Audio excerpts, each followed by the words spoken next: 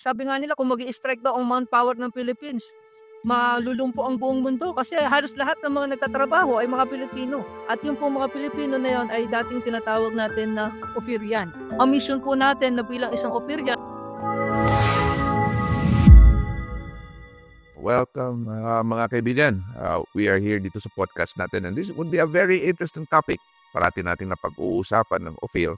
So our guest for tonight he's a doctor, a theologian, he's a trailblazer, also an author with over 70 acclaimed books, blending science, spirituality, storytelling, even instructional on music. As the founder of the world's first Ophirian church, he has redefined the connection between biblical heritage and national identity. And beyond his writing, our guest is a passionate advocate for holistic care, pioneering medical and educational initiatives that uplift underserved communities. His multidimensional expertise, such profound insight, makes him an inspiring thought leader and a compelling guest. So, ladies and gentlemen, please do help me welcome our guest for this evening, Dr. Richard Vincent Narado.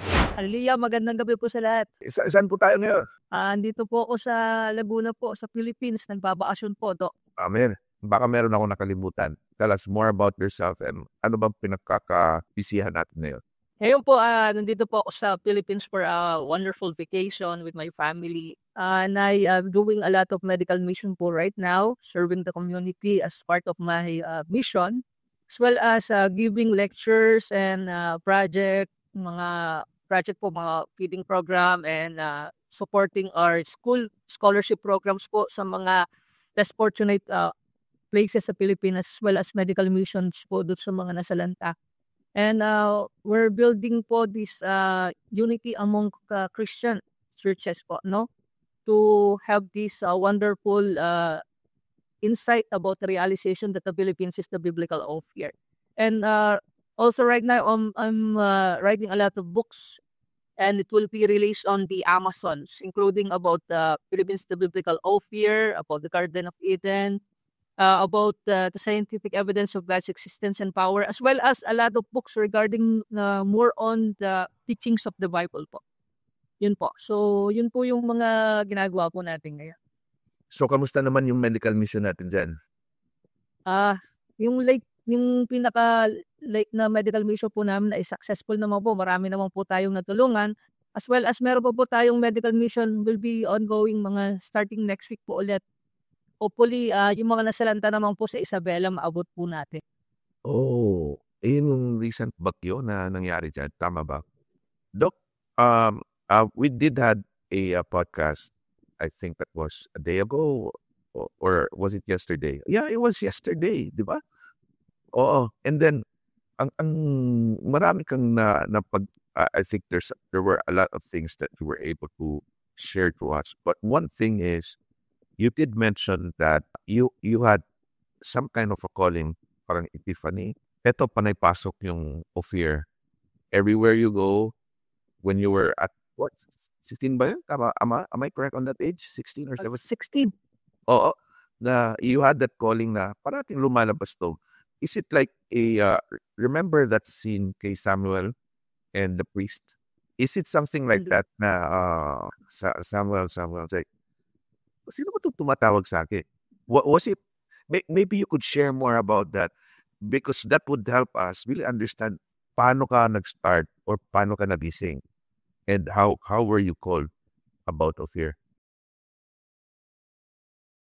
It was May 1998 po when I was having my vacation in Bagong Silang, Caloocan City with my mother. And I'm reading one book concerning about to be a pastor. I'm really wanted to be a pastor, but my mom told me that to continue medical studies because I already graduated from my BS Biology at PLM. So what I did is to ask for the Lord what will be my plan in life, ano yung talagang mission ko. So I went for fasting for about 1 to 3 days, and from there I was going to my bed to sleep. I saw the Bible, and then I tried to in my curiosity, I tried to see for the answers. So I got the Bible and I tried to open it, and suddenly the verse came out from First Kings 9:29, which talks about Ophir.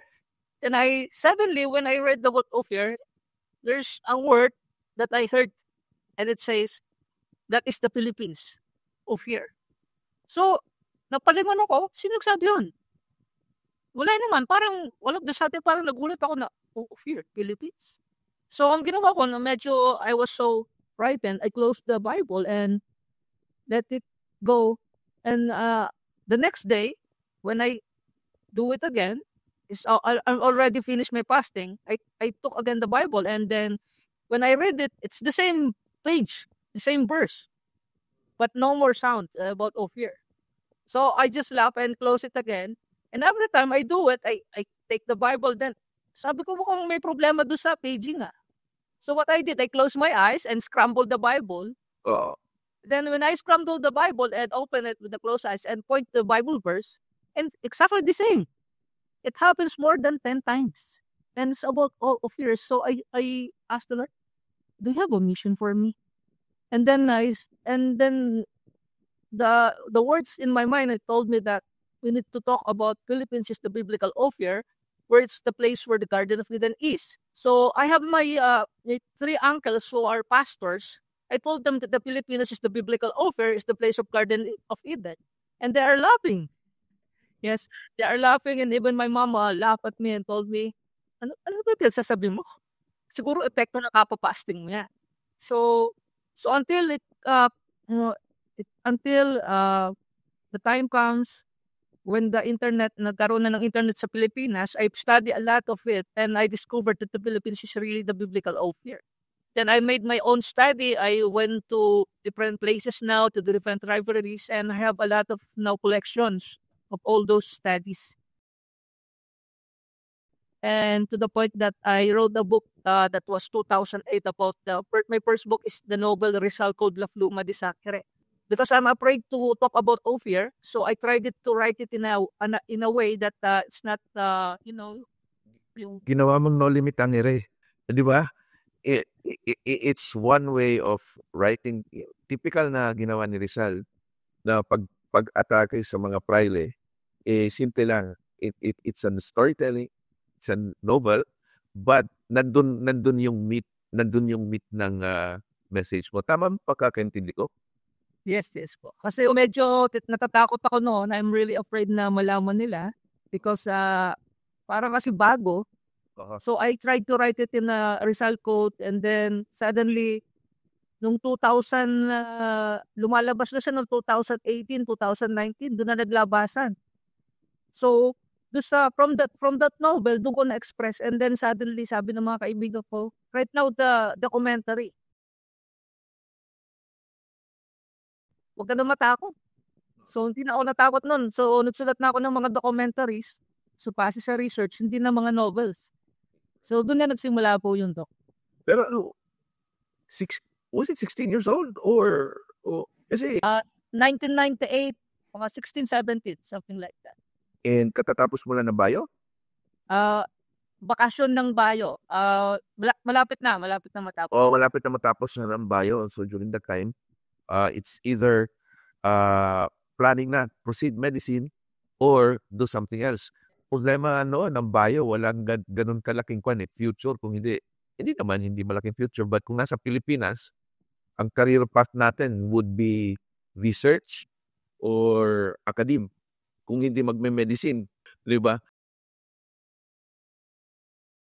You had some kind of calling. You did a book, you made the research, and nakita mo na Philippines is the land of Ophir. Are there any scholars that you have encountered wherein it has the same discovery as you had? Na ito talaga si land of Ophir. And the problem is, it's not out there. Yung data, wala yung document. But there are a lot of historians, people really talking about Philippines is Ophir. Yes, there are a lot po na na-discover ko sa mga books. Katulad po ni yung books po ni Paterno na He also claimed that the Philippines is also the biblical Ophir. Then I suddenly read a lot of books coming from the historical books naman from Duarte Barbosa diary, and it's been a book now known as the Libro de Barbosa. It is written in Spanish, so I tried to translate it. So when I got the translation, he believes that the Philippines is also the biblical Ophir. Then suddenly a lot are coming. So that was year 2010 when I got more than 30 authors claiming that the Philippines is the biblical Ophir. We have Samuel Purcas, we have Juan Medina, Antonio Galvano, and even the historians, the Manle Ole, he also knew that the Philippines is the biblical Ophir. For the sake of our audience, sino si Paterno? Paterno was a Filipino, he is a Filipino writer also po. I had this question sa mga kapodcast previously. Correct me if I'm wrong and if you could add more kung anong nangyari dito. Pre-colonial and post-colonial. Wala kang makita na mga documents o anything historical about the pre-colonial time. Mukhang binura sa history. Ang karamihan, mga folklores, yung mga ancestors natin, we have stories. But documentations, mahirap maghanap about pre-colonial Philippines. Or pre-colonial, I don't know, ano ba tawag sa Pilipinas noon? Pre-colonial o Ophir o Maharlika. We'll talk more about, drilling that in. What do you think happened during those times na? Bakit ganun? Lumalabas sa ating history, hindi na pag-usapan, anong nangyari sa Pilipinas? Kung meron man, ang merong historical background o are yung mga katutubo natin, silang take preserve it. So we need to go to them, ask them, ano man nangyari? Punta ka sa Muslim sa Mindanao, punta ka sa katutubo dyan sa mga Igorot, sila may alam. Pero in a mainstream society, wala. And then before Spain, nakabag ang mga naninirahan sa Pilipinas. Maybe you could talk more about that and give us a proper perspective on what you have researched. Honestly po, ang unang reason, may mga writers po ng mga katulad po nila Richard Blair, sinasabi po nila that the Spanish history is defective because actually may mga tinago po out of sabi nila na 100 na mga documentaries. Karamihan po doon ay mga naitago. For the reason that the Philippines is one of the richest country in the whole world because of its gold mines as well as its natural resources including the endemic plants and trees. That's like example the otherwood trees. So, nag-uunahan po yung mga yung mga taga-ibang bansa kung sino po yung makakauna na makakapunta doon sa lugar na yon dahil makukuha po nila yung kayamanan. So, they tried to change the name. The name of the Philippines before, according to some scholars, ay actually Ophir. We have the example na sulat po nila Flavius Josephus. He located the Ophir from the eastern border of the beyond India. Eastern border of the East India po, pinakadulo. And because of that, because of its richness, they tried to change the name. They try to manipulate the name so that no one will know. As well as what happened is there are a lot of copies that the Philippines, the biblical Ophir. That was noong 1940 po, nasunog po yung National Library noong 1941. At marami po mga books about Ophir ang nasunog. Example po ng mga karamihan ng mga books po nun ay mga books po na katulad na sinulat nila. Kasama po dito yung books na yung Documentos Relativos Islas Pilipinas, ang mga books po ng libro ni Barbosa, books din po nila, mga Spanish words po ni Royal Cedula of Sebastian Cabot. Lahat po yun, kiniklaim po nila that the land of Ophir is located in the eastern border. In the eastern border, just above Sama. So, yung reason po na pumunta dito sa Magellan ay recorded din po yon sa ang nangyayari po kasi isa pong reason may mga hindi po naitago. Actually lang po nakasulat po kasi ito sa salitang Espanyol. That all you have to do is translate it. Example po yung General Relativos Documentos, yung document number 98 is written in Spanish. Kung saan po dito kiniklaim po talaga na ang Pilipinas po ay Ophir. Ganon din po yung mga libro po, katulad po ng mga libro nila Barbosa na written Spanish. Meron pa nga po German eh. At marami po mga books na naisulat po pero hindi po ma-access kasi nga dahil sa language barrier. Kasi nakasulat sa Espanyol, hindi po nila talaga maintindihan. Pero kung babasahin po nila yung mga Espanyol, katulad po ni Manny Ole, yung Spanish book niya po ay talagang nakaklaim po doon na ang Lectios o Philippines is Ophir. Yung ibang reason naman po, nung bumagsak po kasi yung library natin, National Library, marami po talaga nasunog. Actually po, yung iba naman po talaga, itinago yung pangalan dahil nga sa kayamanan. Yun po talaga yung reason. At maraming nasunog, at yung iba naman, hindi na po talaga nalaman. So, anong nangyari dahil nga sa language barrier. Pero kung susumatotal po, napakarami po. Marami po akong mga copies na mga Spanish at mga iba pa pong mga books na talagang nagpapatunay. Doon po sa book po ng Philippines, The Biblical Ophir, it's more about, ito po kasi yung The Biblical Evidence, yung book 1. And the book 2 is 3 books po siya. It's all about the people who know that the Philippines is the Biblical Ophir, the historical documents. And the book 3 naman po doon sa historical naman po ay mga historical anecdotes po. So marami po talagang books na nasunog lang o talaga sinadya nilang mawala. O yung iba naman po talaga kasi hindi nila maintindihan yung pagkakasulat. Actually po sa Google Books, makikita po ito yung mga Spanish word. I-type lang po, Lectio de Ophir. Maglalabasin po lahat yun. Ito, Doc, tingnan mo. Overuse na po ito. Si Colección General de Documentos Relativos, ito yung na-mention mo kanina. Paano malocate ang land of Ophir? Ito, sinabi, Ophir can be found by traveling from the Cape of Good Hope in Africa to India, to Burma, to Sumatra, to Moluccas, to Borneo, to Sulu, to China, then finally, Ophir.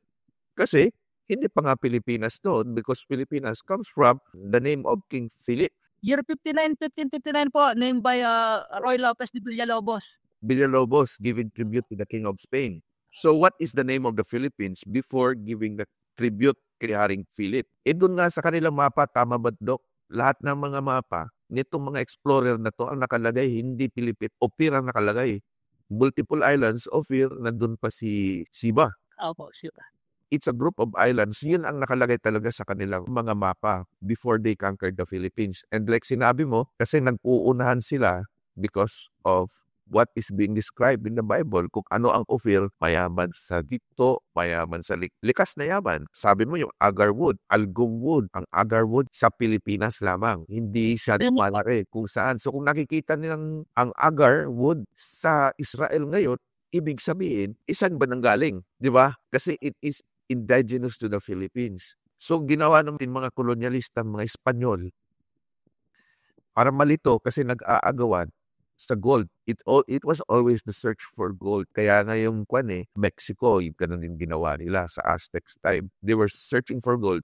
Para malito, kasi nag-uunahan, ginawa nilang ibang pangalan. And made sure na walang nakakaalam that this is really the land of Ophir. And they were really good at it. Destroying the history and at the same time, making a new one. Totoo po. Nakalagay din po yun sa isang book na isang komentaryo po ng isang writer din po ng American writer na sinabi po nila, it's because of the deception of the Spaniards that led to the change of name of the Philippines. Nakalagay po talaga yun. So, ang talaga pong pangalan dati talaga, ang talagang tawag nila, kahit si Magellan po doon sa libro po ni Libro de Barbosa, na dinocument niya po, na ang nakalagay doon sa pupuntahan nila Ophir, Shiba, Tarshish, yung po tatlong pupuntahan ni Magellan. Hindi po nakalagay doon Pilipinas. Kasi ang Pilipinas po, 1559 lang po na bago. So, ang pupuntahan talaga nila ay Ophir, Shiba, na sinulat ni Barbosa doon. At yun nga, nung pinuntahan nila, ang tawag pa nga po ni Barbosa, Lectio, Ophir, Tarshish, Shiba, Lectio. Lectio is very important. Maybe you could explain more what it means for the sake of our audience. Opo. So yung nangyari kasi ang ibig sabihin po kasi ng Lectio is a Hebrew term for, it is the place for gathering. Lectio from the Hebrew word lakas, meaning gathering, or lakasa. Meron tayong mga lakasan, ibig sabihin pinaglalagyan ng mga gamit. So, nung time po na yun, at talagang alam na po nila, alam din po ng King Carlos. Na King Carlos talaga ang sinabi nila na pupuntahan nila yung Ophir. Marami pong documents. Actually po nung 17th century, nung inauguration po doon sa Manila, sinabi po na we are now inaugurating the change of Ophir to other name. Yung binago po nila yung pangalan. Meron pong documents na, napakarami po akong documents. Actually, mahirap lang po kasi bigkasin yung yung mga tawag nilang mga pronunciation ng Spanish. napakarami po. Ang isa po pong reason kung bakit nila ginagawa talaga yon, yun nga po, hindi lang po nila dun sa sa gold kasi nga po, yung power, yung nag-aagawan po kasi noon ng Portugal tsaka ang Spain noon, talagang nag-uunahan sila. At ang unang-unang lugar po na napangalanan ng Pilipina ay yung pong Samar. Nung naidagdag po yung Leyte, naging Pilipinas na. Nangyari po nung nasakop na nila po ang buong ang Samar tsaka Leyte. Nung na po nila, nagpadala na po sila dito ng mga tauhan nila. Ang nangyari po, pinangalan na po nila lahat. Pero hindi po nila talaga naka-anchor yung pinaka-iba pang part ng Ophir. At nanatili po yun. Nanatili yung sa Mountain Provinces, kaya nandun pa rin yung tawag na Apare. Nandun pa rin po Apare. Nandun pa rin po yung mga pangalan katulad ng mga Shibo. Nandun pa rin po. Hindi pa talaga nila nakuha lahat-lahat. Ganun po ang nangyari. Ophir, is it a name of a person or a name of a place? Tatlo pong po. You could clarify on that kasi maraming naguguluhan. Iba when you talk about Ophir, anak naman to ni Joktan, kapatid ni Siba. Marami silang magkakapatid. Paano naging to? And then you have a land of Ophir. Maybe you could give a clarification on that. Okay po. So una-una po, ang Ophir po ay ipinangalan nila sa word na sa Hebrew po is APR. Kasi po ang Hebrew, sa Hebrew Hermeneutical Studies po, kasi nag-aral po ako ng Hebrew, wala pong vowel. So APR meaning, ang lugar po, lahat po ng lugar noon ay pinabase po nila sa tinatawag na pictogram o drawing. Pag sinabi mong APR, hindi po Ophir ang pronunciation. Basta po drawing po siya. Aleph, Pe, and R. Yung Aleph po, ibig sabihin nun, God. Yung Pe, in the mouth of God. Yung Resh, yung R ay Resh, highest. In the mouth of God, there's the highest. Noong po unang panahon, meron po silang tinatawag na face of waters. Doon po nagsimula yung sipilisasyon. Kaya po sa mga Beatus map, Beatus, Oti maps, yung mga old maps po, si Eva at si Adan po ay nagmula doon sa tinatawag nilang land ng eastern border, na dulong-dulo pong silangan, yung po yung tinatawag nilang lugar ng APR na meron daw malaking muka doon. Ano po? At yun nga po, dahil nga po nung pagkatapos po ng baha, nung bumaha po nung panahon ni Noah, ay si Noah po ay from Ophir. From Ophir, nadala po yung art niya from Ophir going po sa Armenia. At from Armenia po, nandun na yung tatlong anak niya, si Shem, Ham, at si Japhet. At from Shem po, dun po lumabas yung lahit na karoon po ng lahi. Lumabas na po yung mga kaapu-apuan nila, lumabas na po dyan si Eber, Hebrew, at si Eber po ay nandun na po si Yoktan. Yung anak po ni Yoktan na si Ophir, at yung po magkakapatid, Ophir, Sheba, Tarsis sa Genesis 10:30, sa Genesis 10:25-30 po. Dahil nga po sila yung pinaka-bless, dahil nung nangyari po, si Shem po ang pinaka-bless dahil nagkaroon po sila ng drolats na ang makababunta dun sa pinagbigyan nila yung pinakamalapit sa Garden of Eden na lugar ay yung lahi ni Shem.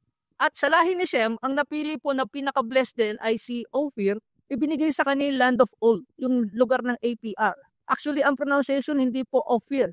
Ang pronunciation po kung po-pronounce na nasa ancient is Apar. Yun po yung pronunciation. Kasi nga po pictogram, so APR, kaya po yung lugar na pinaka-bless ay binigay doon sa pinaka-bless na may blessing po si Ophir, dahil nga po si Ophir po sa historical books Philo, doon sa biblical Antiquities of Philo, si Ophir po doon sa ang kwento po ni Ophir sa chapter 30 ay hindi po siya kasi sumali sa building ng Garden of Eden.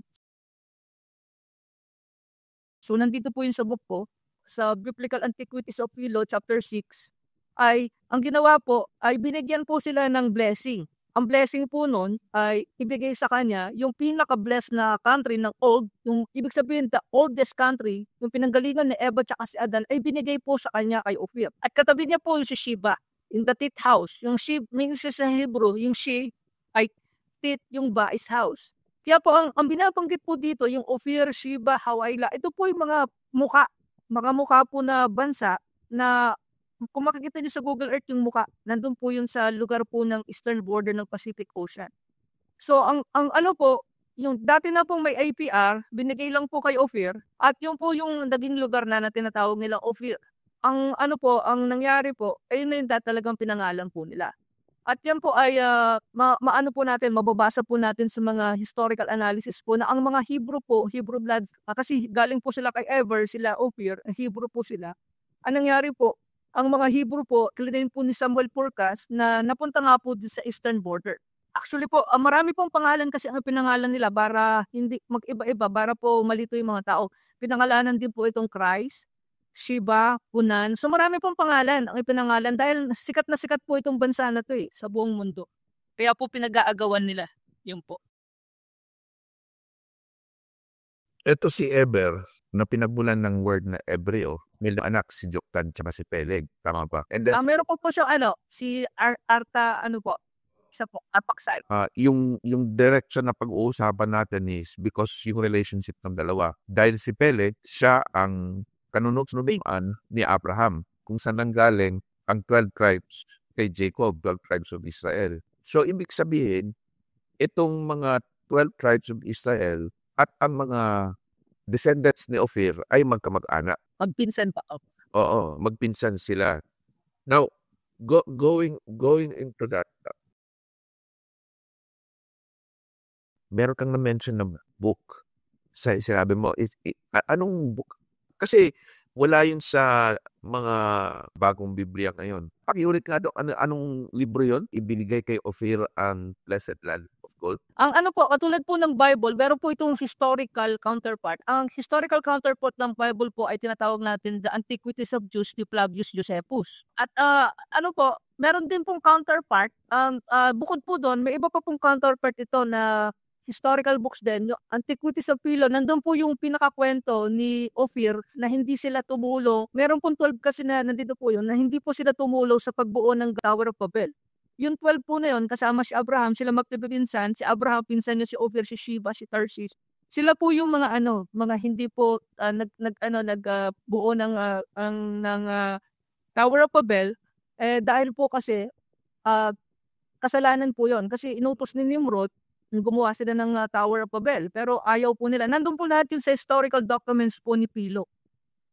Yung counterpart po ng Bible, na historical counterpart po.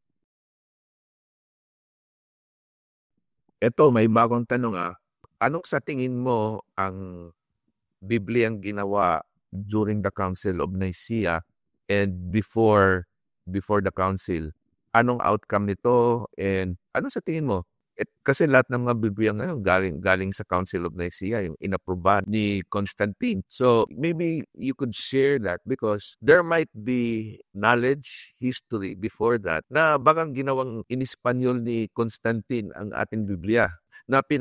This is kind of controversial, but give me your thoughts on this. If you want to answer, okay. Kung hindi, okay lang din. Ang Bible po, nung una lumabas yung Bible, yung sa GS, sa Ethiopian po, has more than 88 books. Ang King James po, 1611, which is they consider authority, ay 80 books po siya. 80 books, hindi po 66. So, yung pag sinabi mo, ang authority ay King James Version, year 1611, nagawa ng mga scholar ni King James, sinasabi nila 66. Kahit po pumunta kayo ngayon sa internet, i-check nyo online kung ilan talaga yung original books ng Bible, lalabas po 80. Kasama po dito yung book ni Jasher, Book of Jubilees, Book of Enoch, na binabanggit po nila kung saan po yung location ng Ophir. So marami pong tinanggal. 80, ang nangyari po, naging na lang siya, 88 minus 66. Lumalabas po na ang nawala ay 22 books. Kasama po yung mga book na yun, under ng tinatawag nila Apocrypha. Apocrypha. Opo. So, kaya po nagtataka sila, bakit to yung mga research ko ay sinasama ko po yung ibang books. Kasabi ko, yung original na 1611 ng 1611 ng King James, kasama yung Book of Esdras, Book 2, kung saan ang binabanggit doon, yung Lost 10 Tribes na punta doon sa lugar ng Arsaret, which is considered Ophir. Ngayon, sino ngayon yung nagbawas? Kasi sabi nila, pag magtagtag ka, magbawas ka, kasalanan daw. Nakalagay naman po kasi sa Deuteronomy 4:2. And tanong ano ba yung original? Lumalabas kasi ngayon, ang sa atin, ang original daw ay 66. Pero kung babalik ka talaga sa original na book na 1611, aabot ng 80 to 88 books po. So, anong nangyari po? Binago po ito kasi ng mga Council of Nicaea, Council of Trent, marami po, Council of Rome. Lumalabas kasi na sabi po ng ibang mga study, sabi lang po may kinalaman daw po kasi doon sa Ophir, kaya natanggal. Kasi karamihan po ng mga books na natanggal, katulad po ng Book of Jubilees, mga Book of Enoch, na Book of Esdras, nababanggit po yung lugar talaga kung saan yung Garden of Eden, na location niya po ay Ophir. Kahit ba sa Book of Enoch nakalagay si Ophir? Ang nakalagay po doon sa Book of Enoch, yung location po ni Enoch po ay nakatira siya sa eastern border, Kidem. Ibig sabihin po nun, si Enoch po ay galing din po sa eastern border. Ibig sabihin, galing din po siya sa Ophir. Kasi po si Ophir po ay nakatira sa Genesis 10:30 po. Sa Hebrew po, si Ophir ay tumira sa Kidem. Kidem po, ibig sabihin, Shepar Kidem, in the eastern border, dulong silangan. Ang pinakaano po sa Table of Nations map, makikita po natin, ang pinakadulong silangan po ay walang iba kundi ang mga islands po ng Pacific. Kasali po ang Pilipinas. Hindi ba kapag sinabing eastern border, ang nire-refer ng Biblia is dun lang sa geographical area ng Middle East, Israel, and Africa siguro. Ba't po nasali si Pilipinas, Asia, it's a Far East?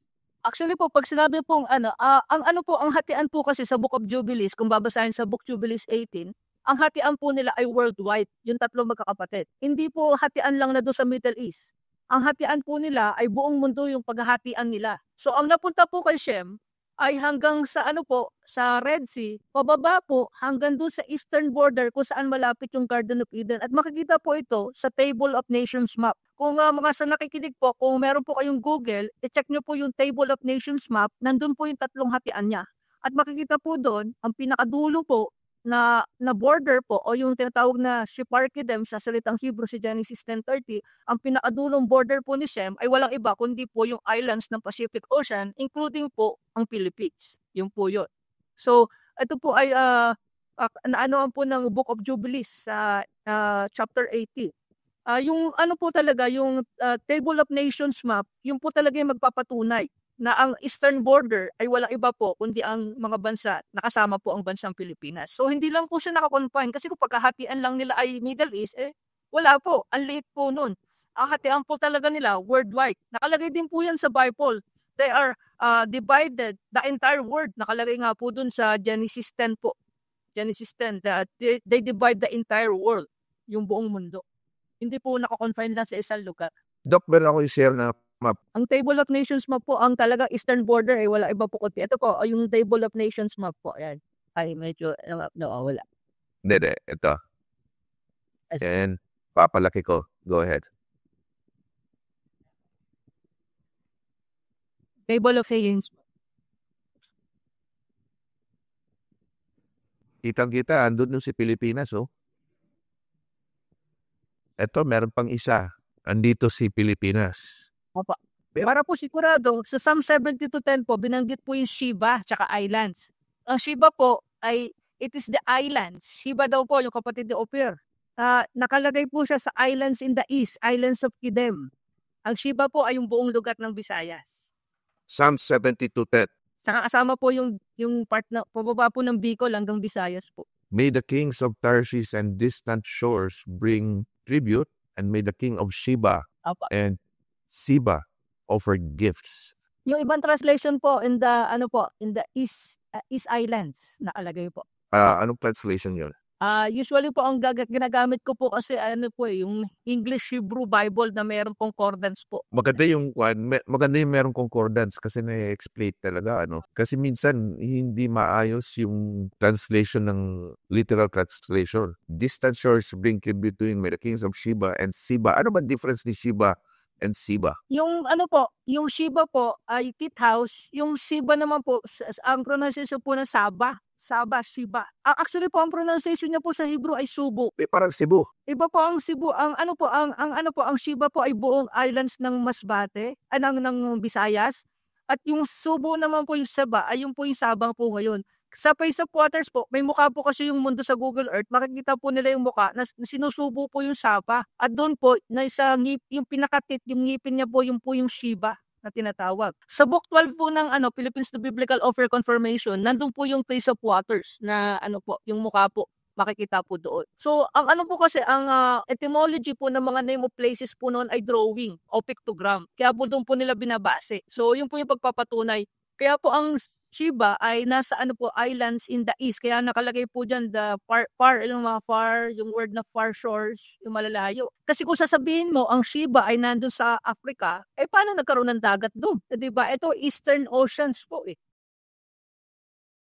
maybe you could share to us a specific talaga historical or biblical evidence that you find yung talagang compelling yung connection ng Philippines and Ophir. Okay po.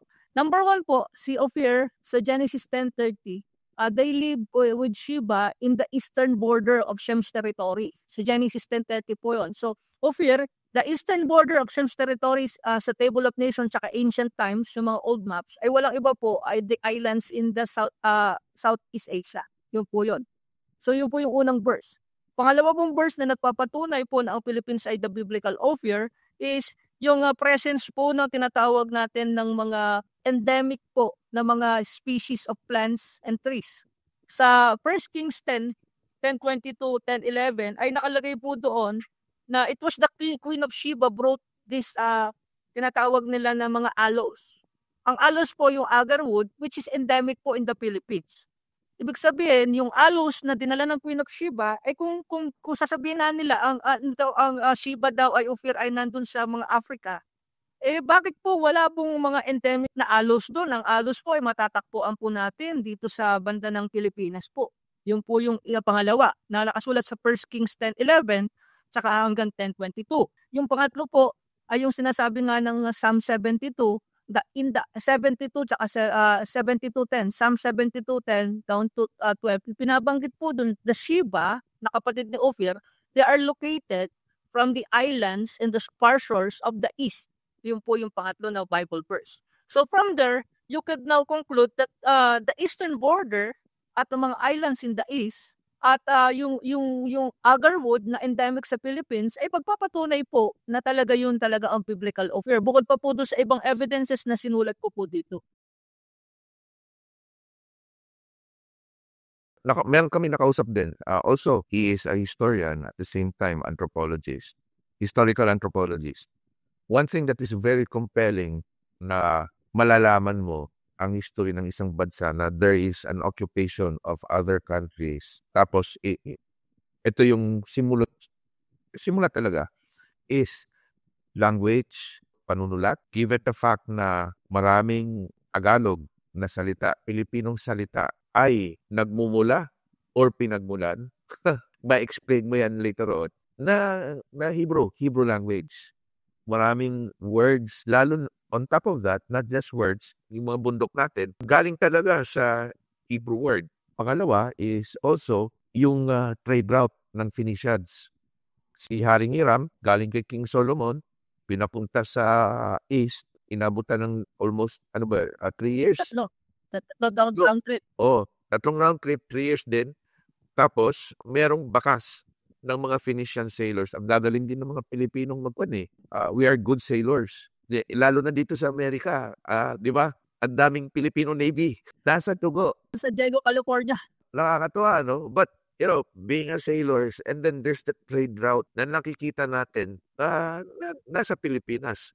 Even yung mga ginto na nandyan sa Butuan, nakikita sa Ayala Museum, merong bakas ng Ebreo. So, am I correct on this? Oo po.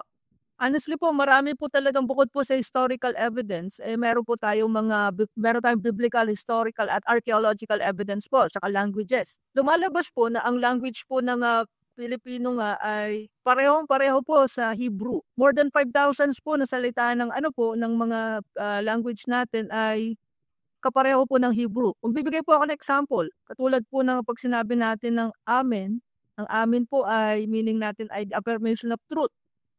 Yun po ang sa Bible, amen is you affirm the truth. Amen, ganun po. Sa Pilipinas po, pag sabi mong ikaw ay amin ng kasalanan mo, umamin ka, ibig sabihin you affirm the truth. Yun po yung isang example. Pangalawa po yung araw. Yung unang-una pong sinabi po sa Genesis 1:3, sabi ng Diyos, Yehi, sabi niya, Yehi, araw. Sabi niya gano'n, yung unang word na ginamit ng Diyos. Yung araw po sa Hebrew, day, tsaka sun, araw. Sa atin din, pareho din po, day tsaka sa sun. Ang tanong sino ba nauna? Yung galing ba sa Israel na Hebrew o yung salita ng mga Pilipino? Katulad po ng mga iba, napakarami pong Hebrew dyan. Katulad ng Hiligaynon, katulad po ng mga Ilocano, at ilang parts po ng Tagalog. So, ang language po kasi, nagtataka sila, bakit nagkakaroon ng Hebrew? At sinabi po yan ni Padre Chirino, Pedro Chirino, claim niya po sa kanyang book, na sabi niya, "The Filipinos language has the of scrutiny and mystery of Hebrew language." Dahil nagugulat sila kahit nga si William Bore nung sabi nila, "Bakit ang mga salita ng Pilipino, pati Diyos nila ay Hebrew?" Isa pong book yun na sinabi nila, nagtataka sila. Ang paniwala po ng iba kasi nga yung mga ano po, yung mga sailors from Israel nung panahon nga ni King Hiram ay nagpunta daw kasi doon sa ano, sa Ophir. Kaya mga salita nila nahaluan, katulad po ng mga Iskaya tribes, ano po. Itatanong ko sana yung Eskaya sa Bohol. Tsaka na-maintain po nila yung kanilang handwriting. Meron silang sarili nilang baybayin. Pero pictogram din. Pictogram po, opo. So gano'n po, marami pong mga ano na mga pagpapatunay po dito. Actually po kung pupunta lang kayo dun mga ano, mga old, bridges dito po sa banda ng Laguna, sa Quezon, kung titingnan po yung mga ilalim ng mga tulay, sabi nila gawa ng Kastila, hindi po totoo yun. Makikita niyo po mga Hebrew inscriptions po ang nakasulat. So sinabi mo yung mga nakalagay dun sa mga tulay, merong Hebrew nakasulat. inscriptions. Hindi parang hieroglyphs, hindi sa Kastila yun. Sa mga sinauna nating mga, hindi ko na sasabihin Pilipino, mga Opirian. Ang nakakatuwa pa dito, ang Pilipinas, pagdating ng mga Espanyol, sila yung nagtaka. Hindi naman sila nagdala ng edukasyon at pagsusulat. Nakita nila, hindi nakabahag. Nakadamit na puro ginto. Tapos, may sariling handwriting. Educated, marunong nang magsulat, marunong nang magbasa. Ang totoo po nun, si Magellan po ay binaril. Hindi pinugutan ng ulo. Hindi po, binaril po siya. Ginamitan po siya ng ano, lantaka na baril. Eh, akala nila kasi mga inferior yung mga tauhan ni ano, ni Lapu-Lapu. Pag nagulat sila nung nakasalubong nila, more than 70 sila Magellan, nakalaban lang nila 30. Tapos pinagbabaril sila. Pinagkakanyon pa sila. Sila, ang gamit lang nila, crossbow.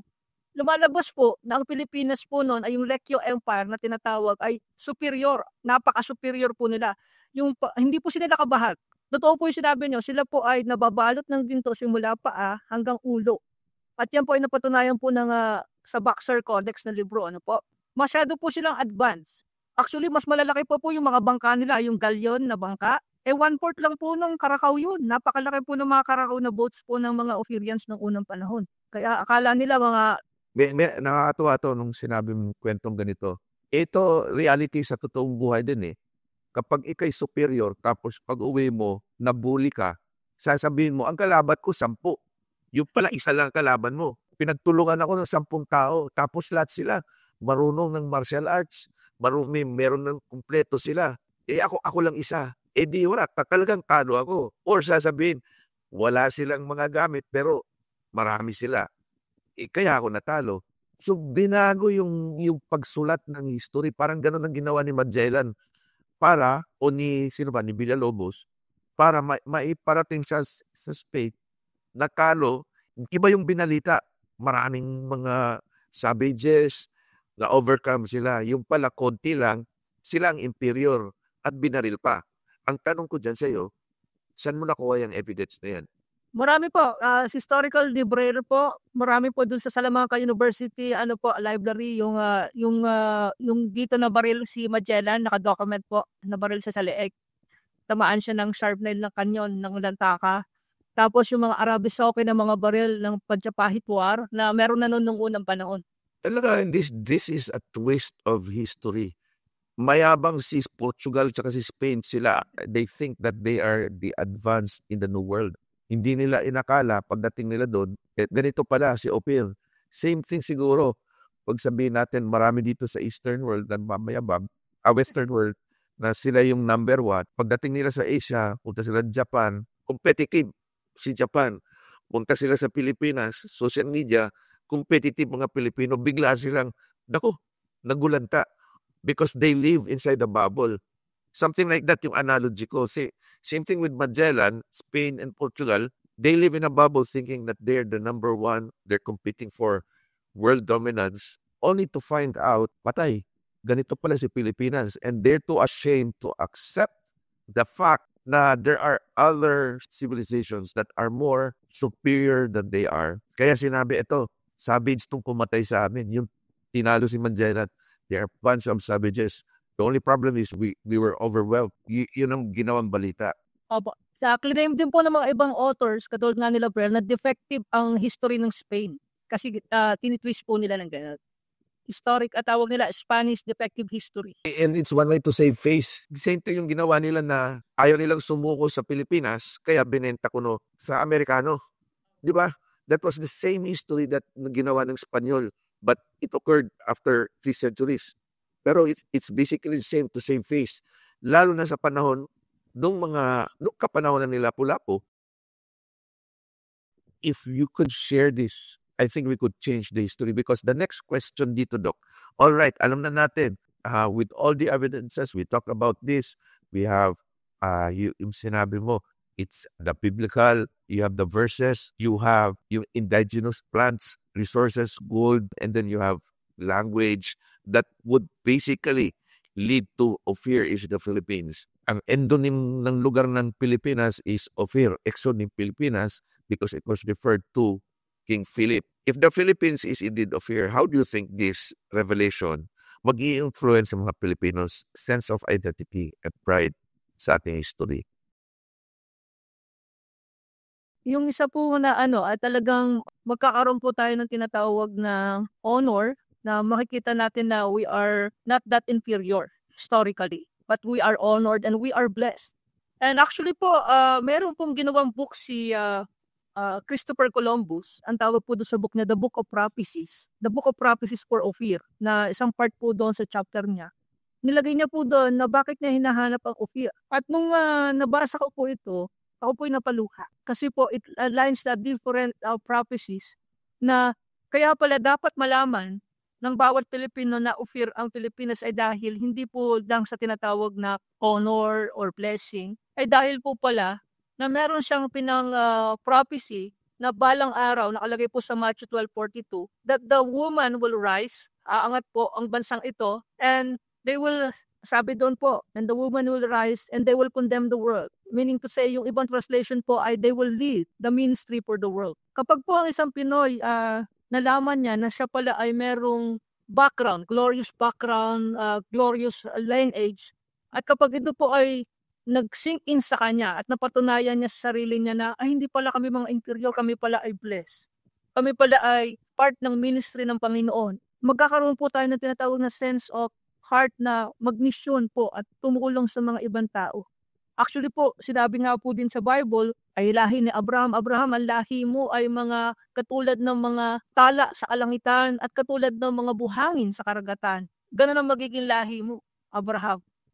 Ang nagpapatunay po nun, ang pinakamarami daw po nakalat ang lahi sa buong mundo, yung mga domestic helper, yung mga doktor, mga sundalo, mga nurses, sa buong mundo po, ang pinakakalat po, sinasabi po nila, kahit po sa Amerika, mga Pilipino po. Hindi pa Chinese. Kasi lahat may Chinatown.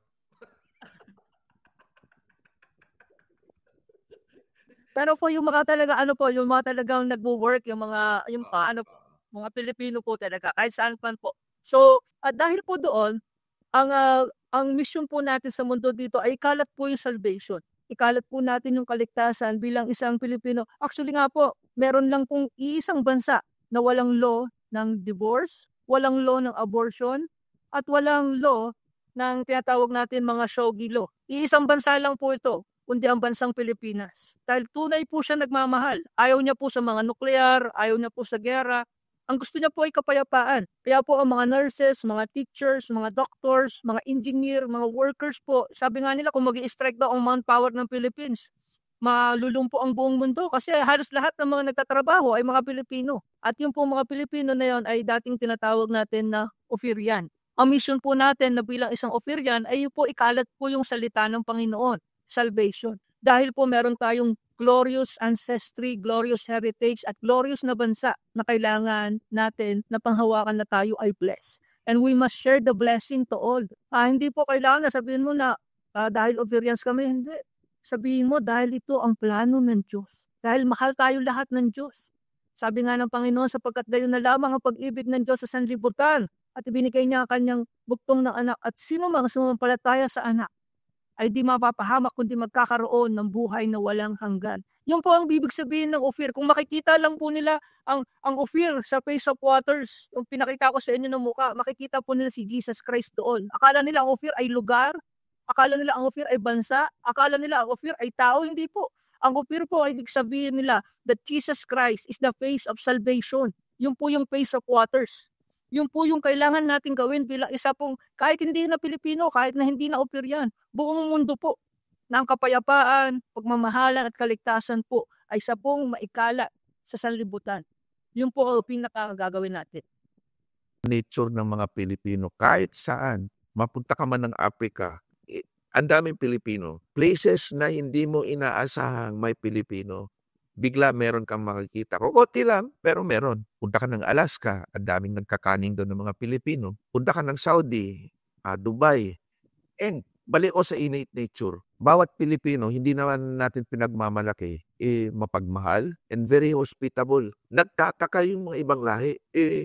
Kahit saan tayo, lalo na mga nurses, kapag Pilipino ang duty na nurse, kahit saang lupalok man yan ng mundo, busog ang mga kasama niya. Diba? Totoo po.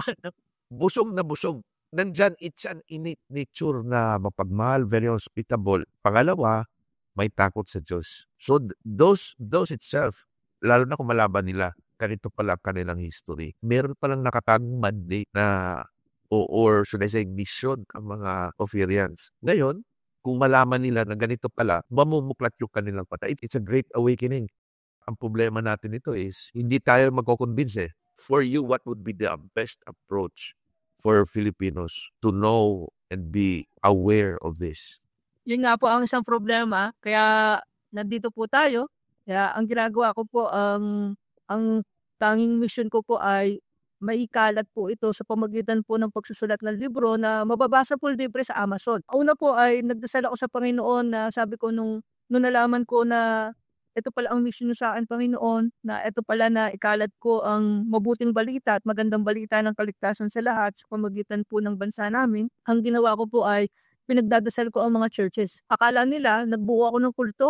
Nagbuo ako ng malaking church. Ay sabi ko, wala po yan sa church. Na kay Jesus Christ lang po ang kaligtasan. Ang ano po, kung gusto niyo pong tumulong, ipagdasal po muna natin kung ano talaga yung mission na gusto mong gawin. Kahit ano po trabaho niyo, kahit sino po kayo, pwede kayong tumulong. Kahit hindi na po Ophir, ang ikalat po natin, salvation po. At kung talagang, gusto mo talagang tumulong at mag-ministry, yung po ang masasabi ko po, pwede niyo pong i-share yung mga libro ko na libre po sa Amazon po ito, Philippines The Biblical Ophir, pwede niyo pong basahin at pwede niyo pong i-share sa iba, ikalat po natin, i-share natin na basahin po din nila. At dahil po doon, kapag na-share niyo po ay magkakaroon naman po awareness ang ating mga kababayan at ang buong sambayanan natin ng Pilipinas. At dahil doon, maikakalat po natin ng ating lahi pala ay significant din pala sa mundo na nasa Bible pala naman tayo. Hindi naman pala tayo ganun ka-inferior. Yun po ang masasabi ko. Magdasal tayo at magtulong sa mga tao. Ang mission ko po ay tumulong sa pamagitan po ng pagsusulat ng libro,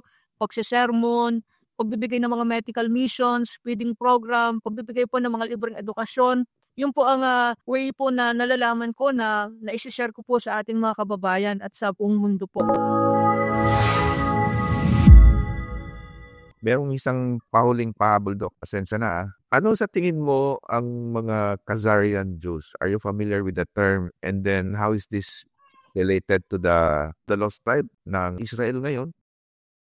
And where are we? Are we part of the lost tribe? Or we are not actually lost because nasa lahi natin si Ophir? Meron lang iba na mga galing kay Pelek na pumunta sa lugar ng Ophir. Yung mga Khazarian Jews na nasa Israel ngayon, ano sa tingin mo sa kanila? Ano po? Nung 722 BC, the lost 10 tribes of Israel po ay they went to the place known as Arseret, known as Ophir. Because King Salmanasar attacked Jerusalem. So, naglipa na po sila, umalis sila. Ang tawag po sa kanilang mga leader ay Dats o Dato Bars. Noong 725 BC ay nung nakarating sila sa sa Ophir ng 722 BC kasi umalis sila ng 726. At yun po yung tinatawag natin na 10 datu. Paano po napatunayan na Israelita yung mga 10 datu na yon? Ay dahil po yung pangalan na napanay. Ang panay po ay Hebrew word meaning face. Nandito po yung maliit na mukha. Example po, ila, meaning sa Hebrew ay upper and lower jaw. Ila. Ang tawag naman po dito sa Hebrew ay akyan na naging aklan. Amtike sa Hebrew, meaning antiki po ngayon. So yun po yung mga nagpapatunay na ang Lost 10 Tribes po ay nasa Pilipinas. Pero may dalawa pong naiwan na tribo, yun po yung mga naiwan sa Israel. At sa book po ni Esdras, second book na Esdras, sa chapter 13 verse 50, nung ipinanganak po ang ating Panginoong Hesukristo, ang sabi po doon ay babalik po sila upang magbigay ng regalo. Wala pong 3 kings. Wala pong 3 kings kahit sa Bible. Ang mga nagbumalik po na nagbigay ng regalo ng ginto, agarwood, at yung tatawag nilang mir o marunggay, ay galing po lahat sa eastern border o mga isla po sa silangan. At karamihan po ito ay galing po sa atin. So binabanggit po, marami po nakiklaim yung Bane Manase, yung iba't ibang kiniklaim na sila po yung Lost 10 Tribes. Inaral po nila, kahit po dyan sa, sa Amerika, yung sa Salt Lake City, inaral po nila yung DNA, napatunayan hindi po sila mga Lost 10 Tribes. Kung gusto po talaga nilang mapaniwala ang Lost 10 Tribes po ay meron po mga artifacts na matatakpuan po sa Pilipinas na nasulat po sa libro po ni J.G. Chok, mga artifacts po na galing po Israel na natakpuan po sa Pilipinas. So, yun po yung pagpapatunay na ang Lost 10 Tribes po at ang 2 tribes na naiwan sa Israel ay mga Israelita pa rin po sila. Pero bumalik po kasi yung iba. Pero yung iba na sa sobrang tagal, dahil na dito na naiwan yung mga pamilya nila, patapos magbigay ng regalo sa ating Panginoon ay bumalik po ulit sila sa Pilipinas. Yun po yun. Akala nila ang nagbigay 3 hari, hindi po totoo yung 3 hari nagsidalaw. Ang totoo po, sabi po ng mga ibang writers, more than 10,000 po na galing po sa eastern border. At napatunayan din po yan ng Matthew 2, verse 1 to 5. Nagaling nga po sila sa tinatawag na Mago o eastern border o sa Silakan. Yun po. Kaya gulat na gulat si Joseph tsaka si Maria, nakita niya. And that itself is a testimony na talagang totoong hari to. Sa 10,000 ba naman ang biglang pupunta out from nowhere. And Doc, maraming salamat. Marami pa tayong pag-uusapan, lalo na itong si Pasko na ginawa nilang December. More blessings. Share na lang yung link para doon sa mga audience natin na gustong tumingin. Thank you to those who are watching right now. Ang kasama po natin, Dr. Richard Vincent Narab, author, medical doctor. And we have more to talk about later on. God bless you. Stay safe, be safe. Bye, Doc.